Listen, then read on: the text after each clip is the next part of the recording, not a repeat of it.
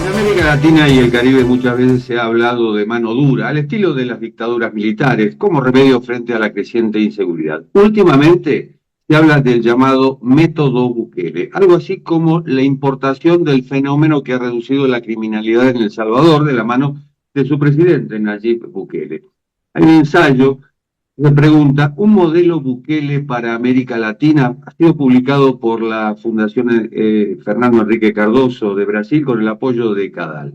Y dice, entre otras cosas, que más allá de los constantes problemas de desigualdad, pobreza, discriminación o los bajos niveles de la calidad educativa y cobertura de salud, son la criminalidad y específicamente la presencia de la violencia homicida y criminalidad organizada los problemas que han concentrado la preocupación y frustración ciudadana en los últimos años. La autora del ensayo es Lucía Damert, socióloga, doctora en Ciencias Políticas por la Universidad de Leiden, en Holanda, y profesora titular del Departamento de Estudios Políticos de la Universidad de Santiago de Chile. Lucía, bienvenida. Hola, muchas gracias Jorge por la invitación. Es preocupante, más allá de la calidad del ensayo que has escrito, es preocupante la baja calidad democrática y sobre todo esto que se expresa en el Latinobarómetro, que ya no es la democracia preferible a cualquier otro sistema. Sí, efectivamente, mira, una de las cosas que a nosotros nos ha parecido muy interesante mirar es qué es lo que pasa con los latinoamericanos, ¿cierto? Que justamente entre la pregunta ¿qué prefiere, seguridad o libertad? Obviamente dicen seguridad. Y también dicen, bueno, podemos cambiar incluso el sistema. Creo que el esfuerzo del ensayo es mostrar que el cambio de sistema trae otras componentes, ¿no? Que no es solamente vamos a tener policía más fuerte y vamos a tener militares más fuertes y vamos a tener cárceles más fuertes, sino también vamos a tener una justicia que sea para algunos, también vamos a tener poca transparencia de los datos, también vamos a tener gobiernos, digamos, autocráticos. Entonces, en esa conversación, la idea del ensayo y la invitación que me hizo la Fundación es tratar de ampliar un poco la discusión y salir de esta dicotomía que es falsa, libertad, seguridad, y empezar a ponerle, digamos, unos componentes mayores, tanto al componente de seguridad como al de libertad.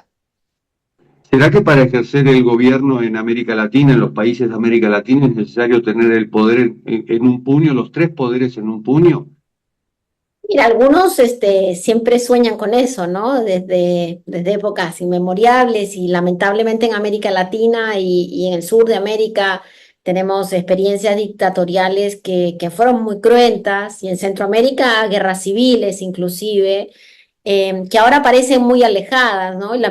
Tenemos esta dificultad que la memoria se ha vuelto muy tenue ahora que la gente está en 30 segundos o en 140 caracteres, pero nosotros ya tuvimos manos duras en América Latina y las manos duras en América Latina han tenido consecuencias desastrosas en términos humanos, políticos, pero hoy en día entre comillas, la amenaza es una amenaza distinta y la sensación que los estados no logran avanzar en asegurarnos la posibilidad de caminar por la calle libres de violencia, lleva a muchos a decir, bueno, necesitamos a alguien que resuelva esto. Y si eso significa cerrar el Congreso, bueno, si eso significa juicios masivos, como se hacen en El Salvador, ¿no? Para 700, 800 jóvenes de una vez por todas y todos adentro, básicamente por portación de tatuaje, bueno, démosle. Y creo que para muchos latinoamericanos el fenómeno, la carátula, el título les suena bien, pero nosotros en otros estudios que hemos hecho también hemos visto que cuando uno entra en la conversación real, Jorge, de lo que significa en varios países hay una distancia, ¿no? Está bien la seguridad, pero no llevándonos por delante los derechos humanos, ni encarcelando a todos los jóvenes, ni además encarcelando a todos los jóvenes pobres, ¿no? Que es finalmente lo que termina pasando en muchos de estos procesos. Me da la sensación de que se ha impuesto el relato de Bukele, y sobre todo a través de las redes sociales.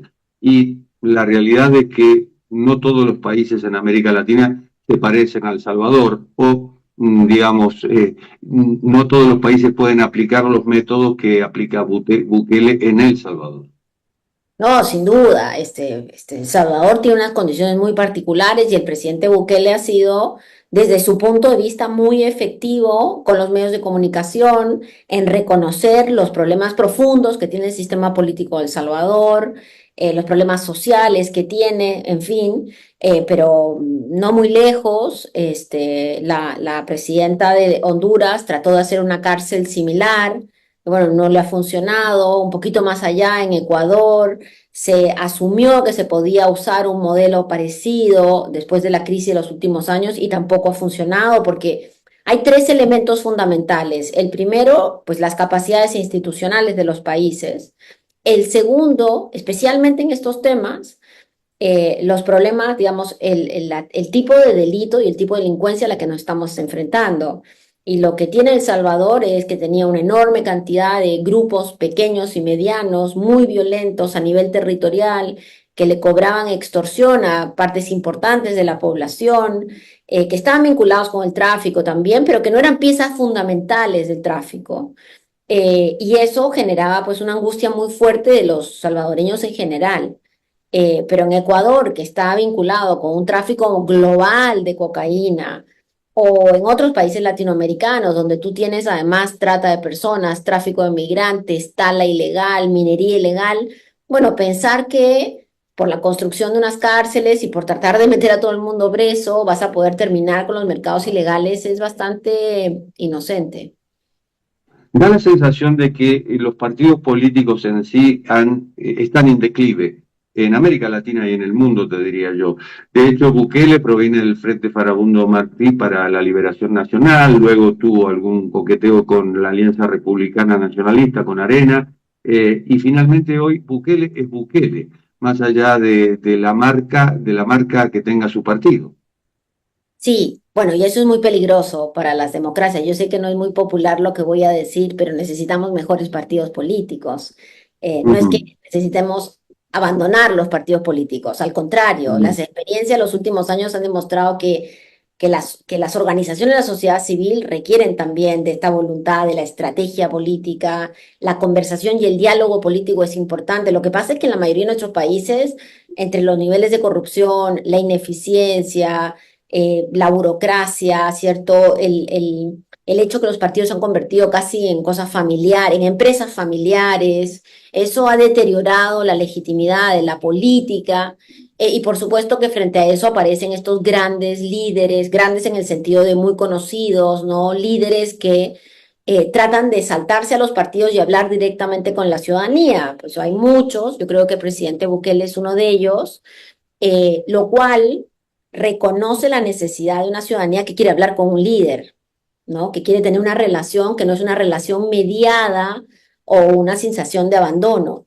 Los partidos políticos tienen un tremendo desafío en la región y yo te diría que especialmente aquellos partidos políticos que se definen como progresistas o centroizquierda o socialdemócratas, que deberían de tener una alternativa también a este discurso dicotómico seguridad-libertad, ¿no? Porque si nadie da esa discusión, Ujú. al final es un monólogo, que es un monólogo peligroso.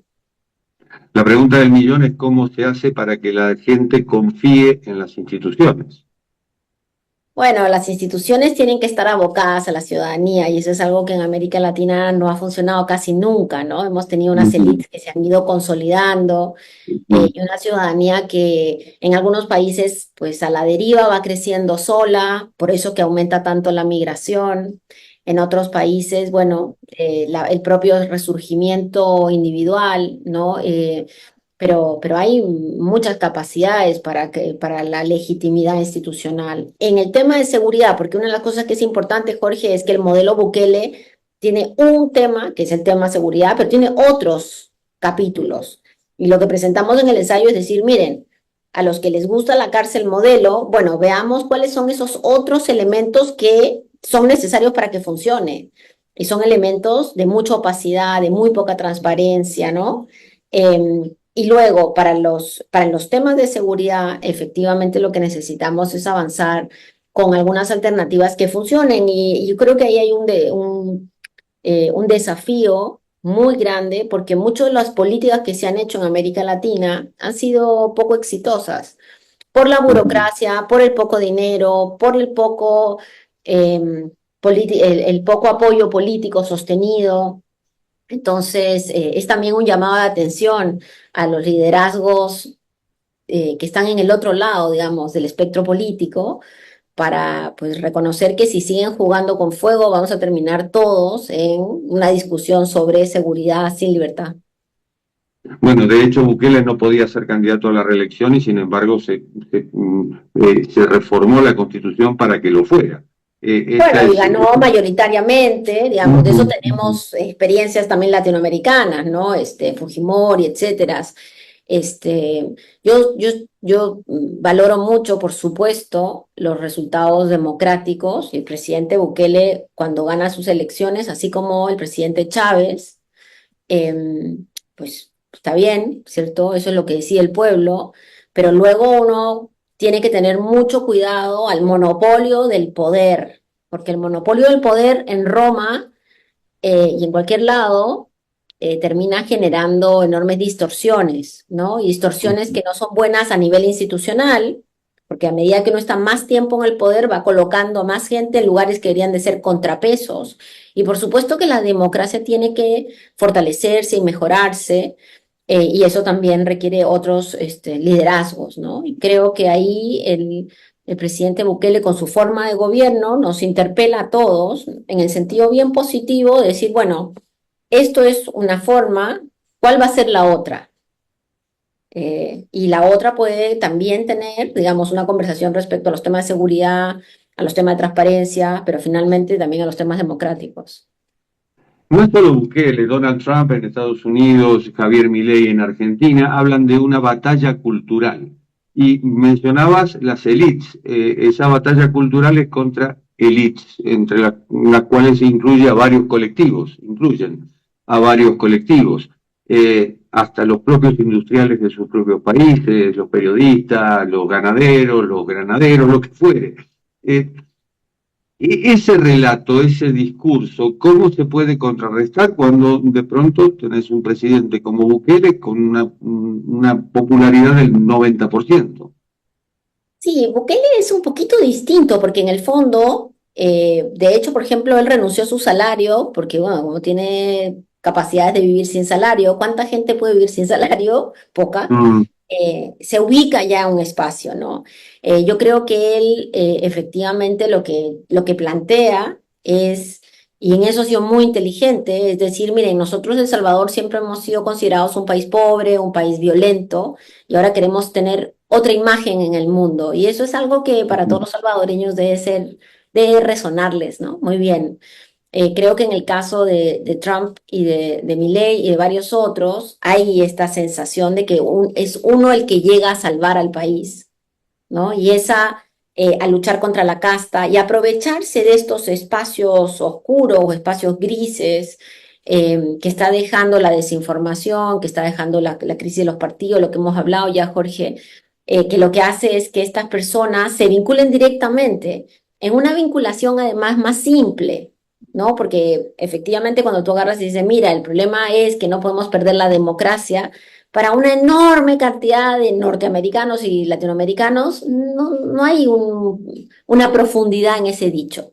Pero si yo voy y te digo, te voy a dar armas para que te puedas proteger, inmediatamente entiendes hacia dónde va el discurso, ¿no? Entonces yo creo que hay ahí también una necesidad, incluso nuestra, del mundo académico, y por eso es que este ensayo está escrito, digamos, para una difusión mayor, de pues Ujú. generar una conversación en otros espacios, porque no podemos tampoco recluirnos en nuestras casas y pensar que va a llegar un César, un zar, un rey, alguien que nos va a salvar. Esos en general han sido ejemplos difíciles en el mundo. Pero sin embargo, me parece que la expectativa es esa, que venga un zar y nos salve. Sí, mira, yo creo que hay mucha expectativa de esa, estamos como en un círculo, estamos en un momento, pero luego los estudios más cualitativos que hay en la región, creo que dan también pie a que hay muchas preocupaciones donde la solución es lo colectivo, desde el cambio climático, salvo los negacionistas, digamos, que ya ahí tenemos otro capítulo, pero desde Sí, el sí, cambio claro. climático hacia los temas de violencia contra las mujeres, a pesar Ujú. de las diferencias, yo creo que todos sabemos que esas son problemáticas que nadie se va a poder salvar solo, que necesitamos responder en un formato más conjunto. Lo que pasa es que la ciudadanía está, y yo creo que con todo derecho, muy agotada de ser convocada a conversaciones que no tienen futuro.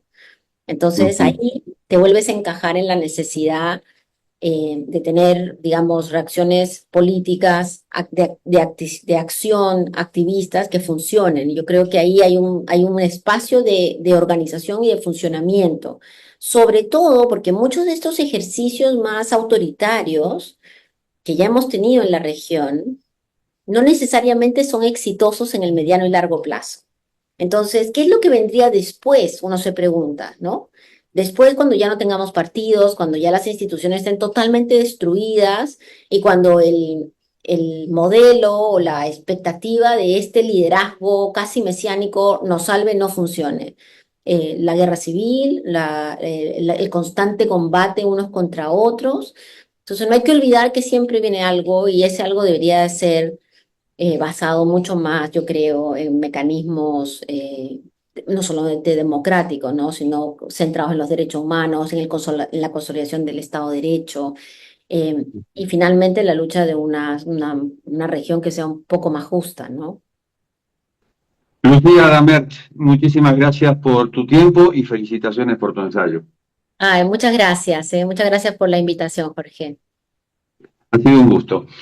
Y ha sido un gusto compartir estos 15 minutos y monedas con ustedes. Esto que se llama Cuarto de Hora, el programa de Cadal TV que se retransmite por el canal E de Buenos Aires. Nos encontramos en la próxima.